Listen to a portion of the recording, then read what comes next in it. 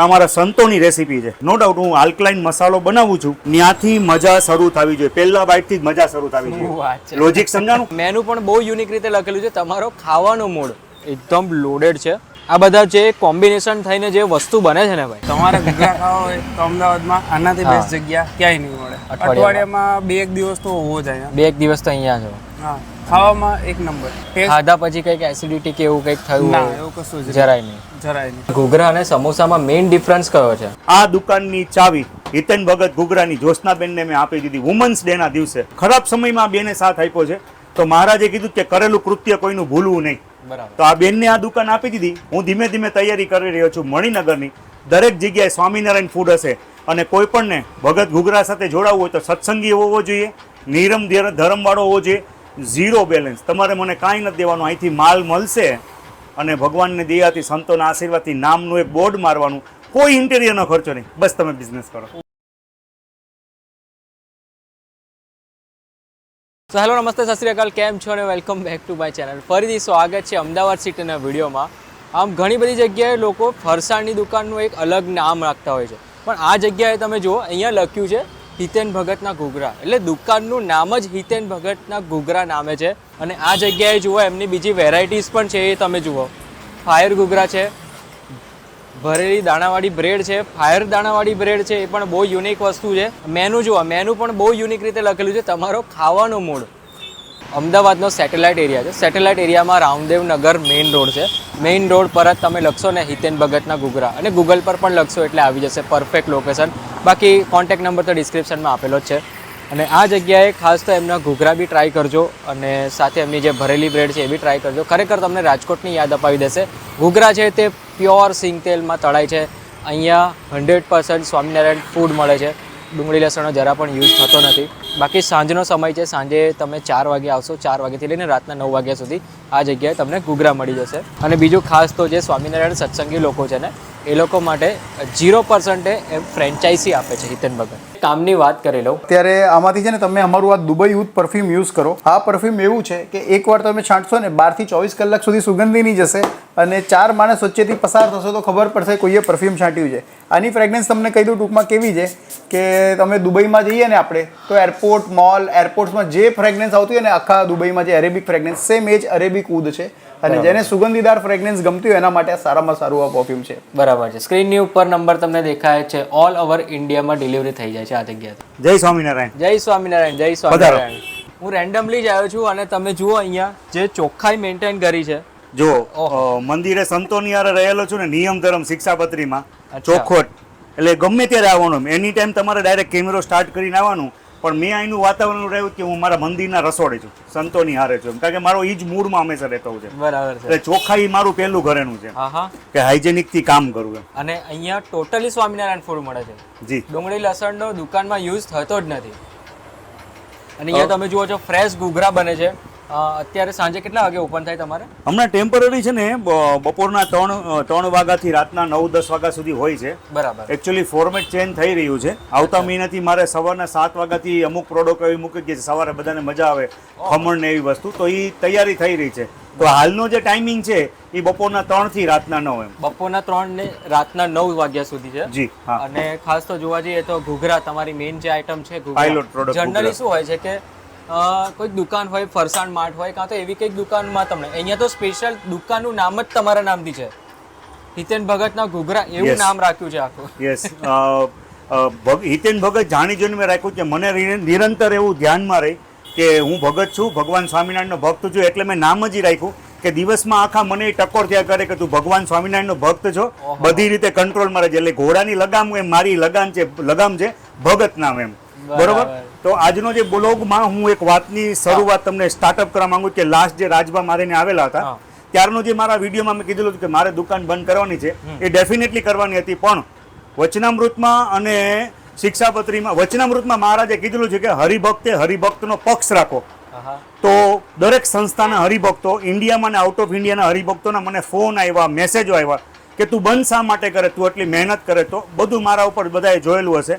અને બહુ ઈમાનદારીથી કહું છું કે સત્સંગી લોકોના સપોર્ટથી, હરિભક્તોના સપોર્ટથી, કારણ કે મહારાજે કીધું કે સત્સંગીનો પક્ષ રાખવો, એ દરેક સત્સંગી જાણતા હશે. તો એના માટે મને હરિભક્તોનો સપોર્ટ હોવાના કારણે હું આજે એમ કહી રહ્યો છું કે ઓનલી ફોર સત્સંગીના સપોર્ટના કારણે 1 મહિનાની અંદર નેક્સ્ટ મંથ પછીના એન્ડ સુધીમાં હિતેન ભગત ગુગરા મારી હોમ ગ્રાઉન્ડ બ્રિજ મણિનગરમાં બીજી બ્રાન્ચ કરવા જઈ રહ્યો છું. ઓહો, મણિનગરમાં. હા, એટલે અમારા ગુરુ ધ્યાની સ્વામી એમ કહેતા કે ભગવાનને આવડે એવું કોઈ ન આવડે. બરાબર. ભગવાનને આવડે એવું કોઈ ધ્યાની સ્વામી એમ કહેતા, એ હકીકત છે. આજે મને કહેતા એમ ખુશ થાય કે મારા દરેક પ્રોબ્લેમનું સોલ્યુશન સત્સંગી આવતા ગયા, તું કન્ટિન્યુ કર. એમ ઘણી બધી એવી વાત છે, પણ ઓન કેમેરા ન કહેવાય, પણ એટલું કહી દઉં કે સત્સંગી લોકો અને બીજું કે ઘણી બધી સંસ્થાના હરિભક્તો મને મળવા આવ્યા અને મારી પાસેથી જાણ્યું અને દરેક પ્રોબ્લેમનું સોલ્યુશન થઈ ગયું મારી પાસે. બીજી બ્રાન્ચ હિતેન ભગત ગુગરા બહુ જલ્દી મણિનગરમાં શરૂ કરવા જઈ રહ્યો છું, સત્સંગીના સપોર્ટના કારણે. અને બીજું કે હવે અમદાવાદમાં કોઈ પણ હરિભગતને જરૂર હોય તો હિતેન ભગત ગુગરા સાથે જોડાઈ શકે છે. હું કોઈની પાસે ફ્રેન્ચાઇઝીના કાંઈ રૂપિયા લેવાનો નથી. અહીંથી ભગત ગુગરાનો માલ આવશે અને કોઈ સત્સંગી માણસને 2 પૈસા મળે તો એ પહેલું કરવાનું, કારણ કે મને સત્સંગીએ સપોર્ટ કર્યો, બરાબર, તો હું હરિભક્તોને સપોર્ટ કરવા માંગુ છું. વાહ. હમણાં લાસ્ટ વુમન ડે ગયો ત્યારે આ જ્યોત્સનાબેન છે, જે મારી આગલી બ્રાન્ચથી મારી સાથે બેન કામ કરે છે. આ દુકાનની ચાવી હિતેન ભગત ગુગરાની જ્યોત્સનાબેનને મેં આપી દીધી વુમન્સ ડેના દિવસે. હું બેન, તમે ખરાબ સમયમાં બેને સાથ આપ્યો છે, તો મહારાજે કીધું કે કરેલું કૃત્ય કોઈનું ભૂલવું નહીં. તો આ બેનને આ દુકાન આપી દીધી. હું ધીમે ધીમે તૈયારી કરી રહ્યો છું મણિનગરની.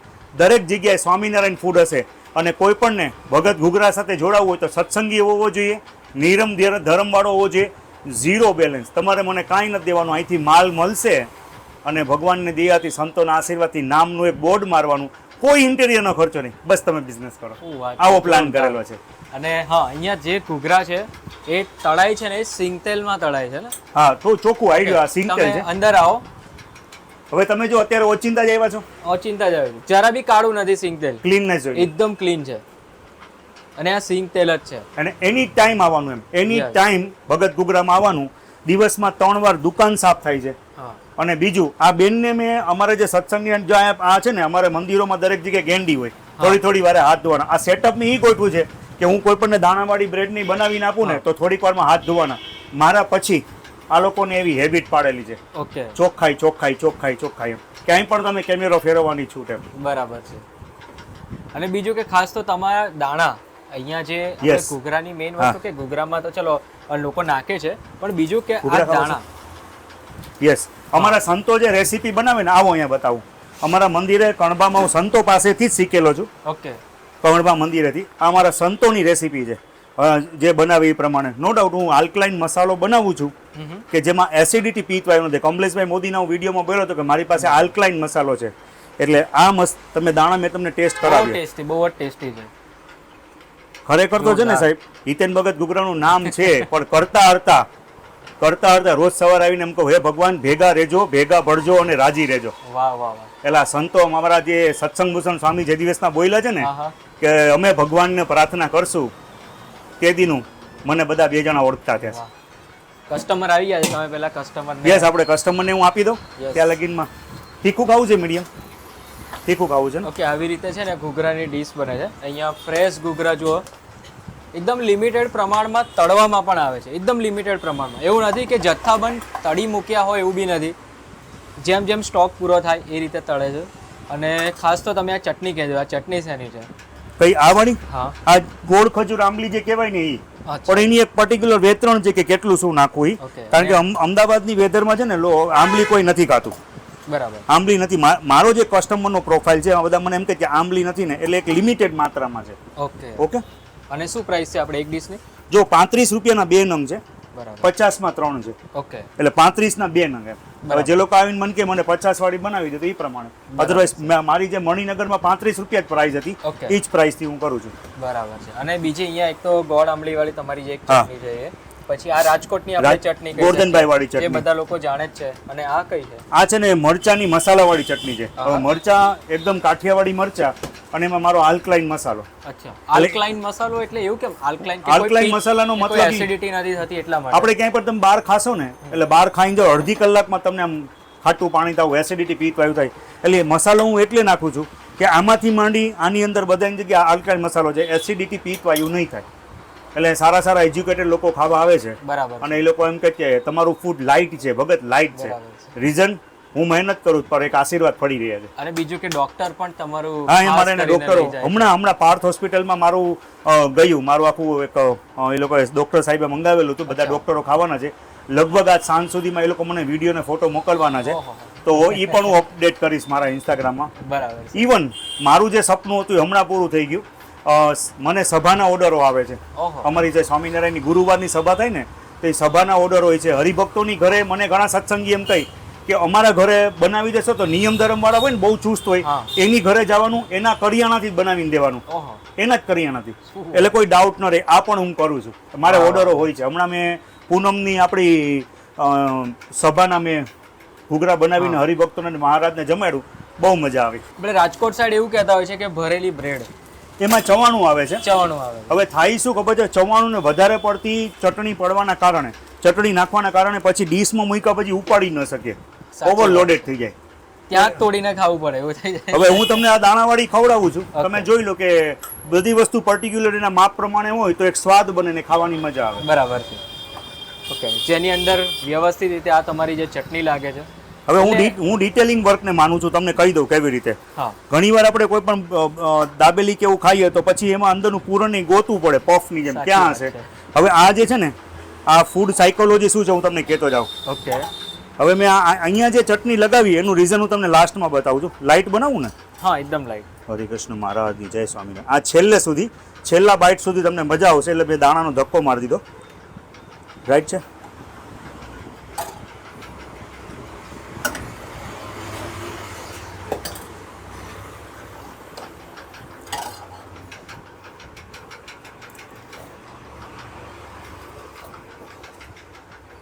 વાહ ભાઈ વાહ, જોરદાર. હવે હું તમને એક વસ્તુ બેન લાવો તો ડીશ તોડો તો બેન, આ પેકેટ તોડો તો.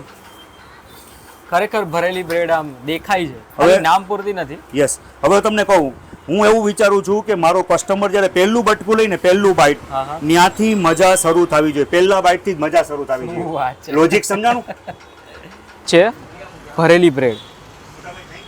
હિતેન ભગતને ત્યાં જુઓ, એકદમ લોડેડ છે. એમની જે બનાવવાની રીત છે ને ખરેખર જોરદાર હતી. પાઉં એકદમ ફ્રેશ છે. રાજકોટની યાદ અપાવી દીધી એ રીતની ભરેલી બ્રેડ છે. સિમ્પલ, સોબર, તમને મસાલાનો પણ વ્યવસ્થિત ટેસ્ટ લાગશે. અને ખાસ તો કમાલ છે એમની ચટણીનો. ચટણી બી એટલી મસ્ત, આમ લાઇટ ચટણી છે ને, એવું નથી કે વધારે પડતું આમ બહુ ગળ્યું કર્યું હોય એવું પણ નથી. બહુ મસ્ત એકદમ લાઇટ ચટણી છે. સાથે બીજો આમનો જે આલ્કલાઇન મસાલો છે, સુપર. આ બધા જે કોમ્બિનેશન થઈને જે વસ્તુ બને છે ને ભાઈ, એ વસ્તુ તમને માત્ર ને માત્ર અહીંયા જ મળશે. ઓકે, એમ તો લોકોએ ઘૂઘરા બી ખાધા છે અને સમોસા બી ખાધા છે, હા. પણ ઘૂઘરા અને સમોસામાં મેઇન ડિફરન્સ કયો છે? હું એક્ઝેક્ટ ડેફિનેશન આપું. બરાબર. હું માર્કેટિંગ પર્સન જો એવો જવાબ આપીશ ઓહો. કે કોઈ પણ સવાલ બે જવાબ હોય, દાળિયા અને ગુલાબજાંબુ.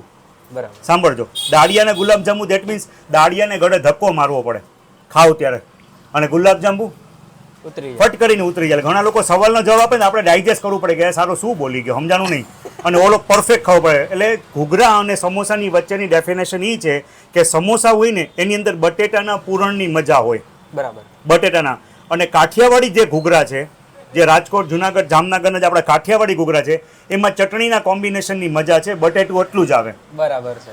બટેટું એટલું જ આવે. એમાં એકચ્યુઅલી ચટણીના કોમ્બિનેશનની મજા છે, અચ્છા. બટેટાની મજા નથી. બરાબર. એટલે ડેફિનેશન એ છે એટલે કે અંદરનો જે ઘૂઘરાની અંદર માવો રાખવામાં આવે છે એ Yes. સિમ્પલ રાખવામાં આવે છે. સિમ્પલ હોય અને ક્વોન્ટિટીની ઓછી હોય, 1 ચમચી અડધી ચમચી, સમજજો. ઓકે. બરોબર. હવે બીજી વાત, આ હિતેન ભગત ઘૂઘરામાં અમે 3 લોટ મિક્સ કરીએ, સાંભળજો.